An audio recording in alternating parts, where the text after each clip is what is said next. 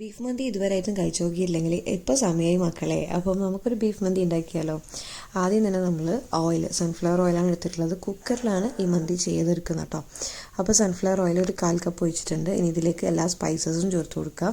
അതിനുശേഷം സവാള ചെറുതായിട്ട് അരിഞ്ഞത് ഒന്ന് സോട്ട് ചെയ്തെടുക്കുക. ഒരു പകുതിയോ ഒന്നോ എടുക്കുക കേട്ടോ. ഞാൻ കുക്കറിൻ്റെ വലുപ്പത്തിനനുസരിച്ചിട്ടാണ് ഉള്ളി എടുത്തിട്ടുള്ളത്. ഇനിയിപ്പം ആ സവാള നന്നായിട്ടൊന്ന് സോട്ടായതിന് ശേഷം കുറച്ച് മാഗി ക്യൂബ് ഇട്ട് കൊടുക്കുക. ഒരു 2 3 ഇട്ട് കൊടുക്കുക.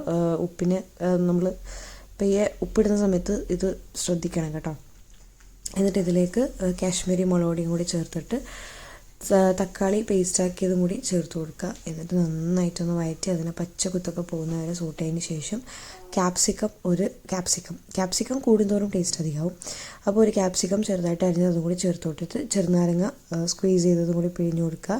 ഇനി ഇതിൻ്റെ ഉപ്പും ഒക്കെ ബാലൻസ്ഡ് ആണോ എന്ന് നോക്കുക. അതിനുശേഷം നമ്മൾ ബീഫ് കഴുകി വെച്ചതാണ്, അതും കൂടി ചേർത്തിട്ട് നന്നായിട്ടൊന്ന് മിക്സ് ആക്കിയതിന് ശേഷം വേവിച്ചെടുക്കുക.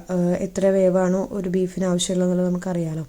അപ്പം ലാസ്റ്റ് മല്ലിയിലയും കൂടി ചേർത്തിട്ട് ബീഫ് നന്നായിട്ട് കുക്ക് ചെയ്തെടുക്കുക. കുക്ക് ചെയ്ത ശേഷം ഈ കാണുന്ന പരുവത്തിലാവും. നന്നായിട്ട് ബീഫ് നല്ല വെന്ത് സോഫ്റ്റ് ആയിട്ടുണ്ടാവും. ഇനി നമ്മൾ ബീഫിനെ മാത്രം ഒന്ന് മാറ്റി വെക്കുന്നുണ്ട്. എന്നിട്ട് മസാല കുറച്ചൊരു കപ്പിൽ നമ്മൾ എടുത്ത് മാറ്റുന്നുണ്ട്. അത് ലെയർ ചെയ്യാൻ വേണ്ടിയിട്ടാണ് കേട്ടോ. ഇനി നമ്മൾ ലാസ്റ്റായിട്ട് ചോറ് നമ്മുടെ സെല്ല ബസ്മതി റൈസ് ഇതാക്കിയിട്ടുണ്ട്, വേവിച്ചെടുത്തിട്ടുണ്ട്. അത് ഏകദേശം ഒരു 90% കുക്കായതിന് ശേഷം നമ്മൾ അതെടുത്തിട്ട് നമ്മുടെ ഈ ലാസ്റ്റ് കുറച്ച് വെച്ച മസാല ഉണ്ടല്ലോ അതിൻ്റെ മേലെ ലെയർ ചെയ്ത് വെക്കുക കേട്ടോ. റൈസ് ഇട്ട് കൊടുക്കുക. പിന്നെ നമ്മുടെ ഈ കുറച്ച് മാറ്റി വെച്ചിട്ടുണ്ടായിരുന്ന മസാല ഇടയ്ക്കിടയ്ക്ക് ലെയർ ചെയ്ത് കൊടുക്കുക. അങ്ങനെ റൈസ് മസാല എത്തിയതിന് ശേഷം ലാസ്റ്റ് നമ്മൾ മാറ്റി വെച്ചിട്ടുണ്ടായിരുന്ന ബീഫിൻ്റെ പീസസ് ഇല്ലേ അത് മേലെ വെച്ച് കൊടുക്കുക. ജസ്റ്റ് ഫ്രൈ ഒന്നും ചെയ്യുന്നില്ല, ജസ്റ്റ് നമ്മൾ മാറ്റി വെച്ചത് അതിനെ മേലെ വെച്ച് കൊടുത്തിട്ട് കുക്കറിൽ 2 വിസിൽ, പിന്നെ അതിന് മുന്നേ ഒന്ന് സ്മോക്ക് ചെയ്ത് കൊടുക്കുക.